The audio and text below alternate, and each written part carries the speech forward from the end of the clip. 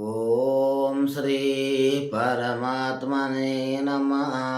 ಕಾಣನಲ್ಲಿ ಚರ ಅಚರನಲ್ಲಿ ಒಳಗಡೆ ಮತ್ತು ಹೊರಗಡೆ ಅಂತರ್ಯಾಮಿ ರೂಪದಿಂದ ನಿವಾಸ ಮಾಡುತ್ತಿರುವ ಪರಮಪುರುಷ ಪರಮಾತ್ಮನೇ ನಾನು ನಮಸ್ಕಾರ ಮಾಡುತ್ತಿದ್ದೇನೆ. ವಿಷಯ ಏನೆಂದರೆ ಆತ್ಮ ಸಾಕ್ಷಾತ್ಕಾರ ಮಾನವ ಜೀವನದ ಸರ್ವಶ್ರೇಷ್ಠ ಸಾಧನೆ ಆಗಿದೆ.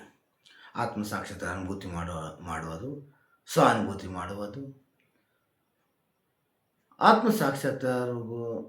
ಸಾಕ್ಷಾತ್ಕಾರ ಮೊದಲು ಮತ್ತು ಆತ್ಮ ಸಾಕ್ಷಾತ್ಕಾರ ನಂತರ ಏನೆಲ್ಲ ಅನುಭವ ಆಗ್ತದೆ. ಅದರ ಒಳಗಡೆ ಆತ್ಮ ಸಾಕ್ಷಾತ್ಕಾರ ಮೊದಲು ಮನ್ ಚಿತ್ ಅಹಂಕಾರ ಏನಿದೆಲ್ಲ, ಇದರ ಭೂಮಿಕೆ ಏನೈತೆ ಅಂತ ನಾವೀಗ ನೋಡೋಣ. ಮನ್ ಏನು ಹೇಳ್ತದೆ, ಚಿತ್ ಏನು, ಮನ್ ಅಂದರೆ ಏನು, ಚಿತ್ ಅಂದ್ರೇನು, ಅಹಂಕಾರ ಅಂದ್ರೇನು, ಇದರಿಂದ ಯಾವ ರೀತಿ ಹೊರಗಡೆ ಬರೋದು ನಾವೀಗ ಅರ್ಥ ಮಾಡ್ಕೊಳ್ಳೋಣ. ಓಂ ಶ್ರೀ ಪರಮಾತ್ಮನೇ ನಮಃ.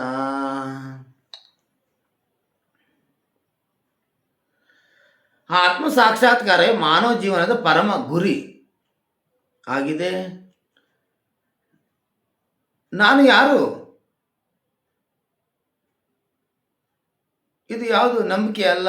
ನಾನು ಯಾರು ಎಂಬ ಪ್ರಶ್ನೆಗೆ ನೇರ ಅನುಭವ ಉತ್ತರ ಆಗಿದೆ. ನಾನು ಯಾರು ಅಂತ ಏನು ಪ್ರಶ್ನೆ ಅಂತಲ್ಲ, ನೇರವಾದ ಉತ್ತರ ನಿಮ್ಮ ಅನುಭವ ಆಗಿದೆ. ನಿಮ್ಮ ಅನುಭವ ಉತ್ತರವಾಗಿದೆ. ಆತ್ಮ ಸಾಕ್ಷಾತ್ಕಾರ ಮೊದಲು ಏನೆಲ್ಲ ಆಗ್ತದೆ, ನಾನು ದೇಹ ಎಂಬ ಭಾವನೆ ಇರ್ತದೆ, ಅವ್ರ ಮನಸ್ಸಿನ ಚಂಚಲತೆ ಇರ್ತದೆ, ಸುಖ ದುಃಖಗಳಲ್ಲಿ ಅಲಿದಾಡುವುದು, ನಾನು ನನ್ನ ದೇವ ಅಹಂಕಾರದಿಂದ ಹಿಡಿದಿರ್ತದೆ.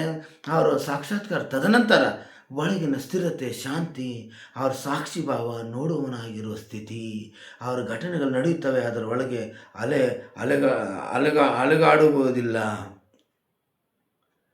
ಅಲಗಾಡುವುದಿಲ್ಲ. ನಾನು ಇದ್ದಾನೆ ಎಂಬ ಶಬ್ದವು ಅರಿವು, ನಾನೇ ಇದ್ದಾನೆ ಎಂಬ ಶಬ್ದ ಅರಿವು, ನಾನೇ ಇದ್ದಾನೆ ಎಂಬ ಶಬ್ದ ಅರಿವಾಗಿರ್ತದೆ. ನಾವು ನೋಡೋಣ, ಮನ ಅಂದರೆ ಏನು. ಮನಸ್ಸು ಯೋಚನೆಗಳ ಪ್ರವಾಹ, ಸಂಶಯ, ಕಲ್ಪನೆ, ಆಸೆ, ಭಯ ಸದಾ ಚಲಿಸ್ತಿರುವ ಅಂಶ. ಈಗ ಯೋಚನೆ ಬರುತ್ತಿದೆ ಎಂಬ ನೀವು ಗಮನಿಸಿದರೆ ನೀವು ಮನಸ್ಸಲ್ಲ, ಅದನ್ನು ನೋಡುವರು. ಚಿತ್ ಅಂದರೆ ಏನು, ಸಂಸ್ಕಾರಗಳ ಭಂಡಾರ ಚಿತ್ತಾಗಿದೆ. ಹಳೆಯ ಅನುಭವಗಳ ಮುದ್ರೆಗಳು, ಸ್ವಪ್ನ, ಸ್ಮೃತಿ, ಅಚೇತನ ವಾಸನೆಗಳು. ಏಕಿಯಾಕಿ ಹೇಳುವುದಾದರೆ ಹಳೆಯ ನೆನಪು ಬರುವುದು, ಇದು ಚಿತ್ತದ ಕಾರ್ಯವಾಗಿದೆ. ಅವರ ಅಹಂಕಾರ ಅಂದರೆ ಏನು, ನಾನು ಮಾಡಿದೆ, ನನಗೆ ಆಯಿತು ಎಂಬ ಭಾವನೆ. ನಾನು ಮಾಡುವನು, ಕೃತತ್ವನು, ನಾನು ಭೋಗತ್ವ, ನಾನು ಮಾಡುವನು, ಮಾಡಿಸುವನು. ಅವರು ಆತ್ಮವನ್ನು ದೇಹ ಮನಸ್ಸಿಗೆ ಕಟ್ಟಿ ಹಾಕುವ ಬಂಧನವಾಗಿದೆ. ಅಹಂಕಾರವೇ ಬಂಧನದ ಮೂಲ. ಈ ಅಹಂಕಾರವೇ ಬಂಧನ ಮಾಡ್ತದೆ. ನಾನು ಹಾಗೆ ಸಾಕ್ಷಾತ್ಕಾರ ಮಾರ್ಗ ಹೋಗೋದಕ್ಕೆ ಅಹಂಕಾರ ನಾನು ಹಿಡಿದು ಇಟ್ಟೈತೆ. ಮನಸ್ಸಿತ್ತ ಅಹಂಕಾರಗಳನ್ನು ತಿಳಿಯುವುದು ಹೇಗೆ? ಯಾವುದನ್ನು ನೋಡ್ತಿದ್ದೇನೆ ಅದೇ ನಾನು ಅಲ್ಲ, ಯಾವುದನ್ನು ನಾನು ನೋಡ್ತಿದ್ದೇನೆ ಅವನು ನಾನಲ್ಲ. ಯೋಚನೆಗಳನ್ನು ಏನು ಮಾಡುತ್ತಿದ್ದೇನೆ ನಾನು ಮನಸ್ಸಲ್ಲ. ನೆನಪುಗಳನ್ನು ಏನು ಗಮನಿಸ್ತಿದ್ದೇನೆ ಅವನು ನಾನು ಚಿತ್ತಲ್ಲ ಎಂಬ ಭಾವನೆ ನೋಡಬಹುದು. ನಾನು ಅಹಂಕಾರ ಅಲ್ಲ. ಈ ಸಾಕ್ಷಿ ಹಂಗಾದಾಗ ನಿಮ್ಮಲ್ಲಿ ಸಾಕ್ಷಿ ಪ್ರಕಟ ಆಗ್ತದೆ. ಆತ್ಮ ಸಾಕ್ಷಾತ್ಕಾರ ಮಾರ್ಗದಲ್ಲಿ ಚಿತ್ತ ಅಹಂಕಾರದ ಹೊರಬರುವ ವಿಧಾನಗಳು ಯಾವುವು, ಯಾವ ರೀತಿ ನಾವು ಇದರಿಂದ ನೋಡಿ ಹೊರಬರಬೇಕು. ಒಂದು, ಸಾಕ್ಷಿ ಭಾವ ಅಭ್ಯಾಸ ಮಾಡಬೇಕು.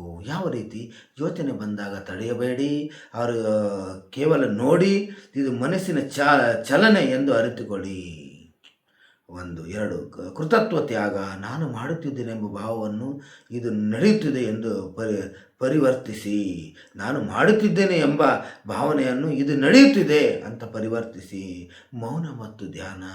ಅವರು ಉಸಿರಿನ ಮೇಲೆ ಗಮನ ಇಡಿ. ಯಾವ ರೀತಿ ಉಸಿರು ನಾವು ತಗೊಳ್ತಾ ಇದ್ರೆ ಒಳಗಡೆ ಹೋಗ್ತದೆ, ಹೊರಗಡೆ ಆಗ್ತದೆ, ಒಳಗಡೆ ಹೋಗ್ತದೆ, ಹೊರಗಡೆ ಬರ್ತದೆ, ಗಮನವಿಡಿ. ಅವರು ಯೋಚನೆ ಬಂದರೆ ಹಿಂಬಾಲಿಸಬೇಡಿ, ಯೋಚನೆ ಬಂದರೆ ಹಿಂಬಾಲಿಸಬೇಡಿ. ಅವರು ಮರಳಿ ಸಾಕ್ಷಿಯಾಗಿರಿ, ಮತ್ತೆ ಸಾಕ್ಷಿಯಾಗಿರಿ. ನೋಡ್ತಾ ಇರಿ, ಇಲ್ಲಿ ಅಹಂಕಾರ ಕರಗಲು ಆರಂಭವಾಗುತ್ತದೆ. ಇದೆಲ್ಲ ನೀವು ಮಾಡಿದಾಗ, ಒಂದೊಂದು ಹಂತ ಮಾಡಿದಾಗ ಅಹಂಕಾರ ಎಲ್ಲ ಕರಗಿಬಿಡ್ತದೆ. ಅವರ ಆತ್ಮ ಸಾಕ್ಷಾತ್ಕಾರ ನಂತರ, ಈಶ್ವರನ ಸಾಕ್ಷಾತ್ಕಾರ ನಂತರ ಇದು ಸೂಕ್ಷ್ಮವಾದ ಸತ್ಯ ಅನುಭವ ಆಗಿದೆ. ಆತ್ಮ ಸಾಕ್ಷಾತ್ಕಾರ ನಾನು ಶುದ್ಧ ಚೈತನ್ಯ, ಈಶ್ವರನ ಸಾಕ್ಷಾತ್ಕಾರ ಅದೇ ಚೈತನ್ಯವೇ ಸರ್ವವ್ಯಾಪ್ತಿ ಎಂಬ ಭಾವನೆ. ಆತ್ಮ ಸಾಕ್ಷಾತ್ಕಾರ ನಾನು ಶುದ್ಧ ಚೈತನ್ಯ, ಈಶ್ವರನ ಸಾಕ್ಷಾತ್ಕಾರ ಅದೇ ಚೈತನ್ಯ ಸರ್ವವ್ಯಾಪಿ ಎಂಬ ಭಾವನೆ. ಆ ಆತ್ಮ ಮತ್ತು ಈಶ್ವರ ಬೇರೆಯಲ್ಲ. ಅಹಂಕಾರ ನಾಶವಾದಾಗ ಈಶ್ವರನು ಸ್ವಯಂ ಪ್ರಕಾಶಿಸುವನು. ಆತ್ಮ ಮತ್ತು ಈಶ್ವರನಿಗೆ ಬೇರೆ ಅಲ್ಲ. ನಿಮ್ಮ ಅಹಂಕಾರ ನಾಶವಾದಾಗ ಸ್ವತಃ ನಿಮ್ಮ ಒಳಗಡೆ ಪ್ರಕಾಶಮಾನ ಆಗ್ತದೆ. ನೀವು ಮನಸ್ಸು ಯೋಚನೆ ಮಾಡ್ತದೆ, ಚಿತ್ತ ಸಂಸ್ಕಾರ ಆಗಿದೆ, ಅಹಂಕಾರ ಕರ್ತವ್ಯ ಭಾವ ಆಗಿದೆ. ನಾನು ಎಲ್ಲವನ್ನು ನೋಡುವ ಸಾಕ್ಷಿ, ಅವರ ಸಾಕ್ಷಿ ಸ್ಥಿರವಾದ ಆತ್ಮ ಸಾಕ್ಷಾತ್ಕಾರ. ಆತ್ಮ ವಿಸ್ತಾರವಾದಾಗ ಈಶ್ವರನ ಸಾಕ್ಷಾತ್ಕಾರ. ಅವರು ಆತ್ಮ ಸಾಕ್ಷಾತ್ಕಾರನ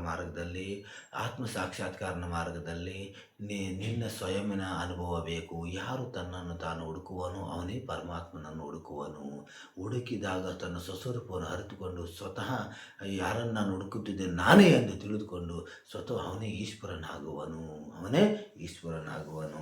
ಓಂ ಶ್ರೀ ಪರಮಾತ್ಮನೇ ನಮಃ.